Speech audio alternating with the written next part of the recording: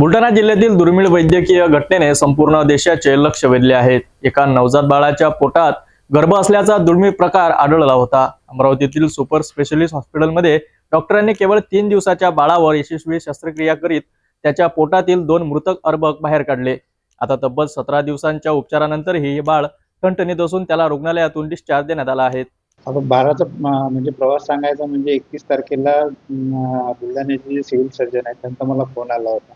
त्यांनी सांगितलं की आम्हाला ते बाळ संभाजीनगरला रेफर केलं होतं, परंतु तिथल्या प्रायव्हेटवाले हॉस्पिटलनी नकार दिला। त्यानंतर त्या बाळाला इथे रेफर करण्यात आले आणि त्यानंतर 31 तारखेपासून तर आजपर्यंत जो कालावधी असेल, ज्या कालावधीमध्ये 21 दिवसाच्या 22 दिवसाच्या कालावधीमध्ये त्याचं 2 तारखेला आपण लॅप्रोटॉमी केलं। त्या 3 दिवसात 31 तारखेपासून तो 2 तारखेपर्यंत त्या बाळाचं सिटी स्कॅन, 2D इको बाकीच्या टेस्ट आपण पूर्णपणे हे केल्या, म्हणजे करून घेतल्या, पूर्वतयारी करून घेतली। त्यानंतर 2 तारखेला त्याचं ऑपरेशन झालं आणि सक्सेसफुल ऑपरेशन झाल्यानंतर त्याचं मॉनिटरिंग करण्यात आलं। त्याच्यानंतर सर्व टेस्ट करण्यात आले।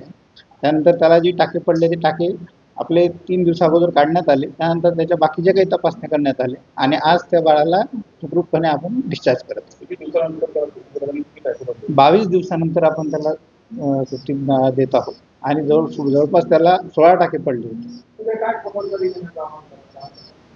पुढे म्हणजे आता त्या काही अल्फा फिटोप्रोटीन लेवल्स आणि काही मार्कर्स असतात, ते मार्कर्स आपण चेक करतो आणि ते मार्कर्स आपण पुढे त्याच्यावर आपण नियंत्रण ठेवू आणि 3 वर्षापर्यंत त्या बाळाचा आम्ही फॉलोअप घेत राहू। देशभरात चर्चेचा विषय ठरलेल्या या दुर्मिळ वैद्यकीय घटनेने डॉक्टरांच्या प्रयत्नांनी एका बाळाचं जीवन वाचवण्यात यश आले आहेत।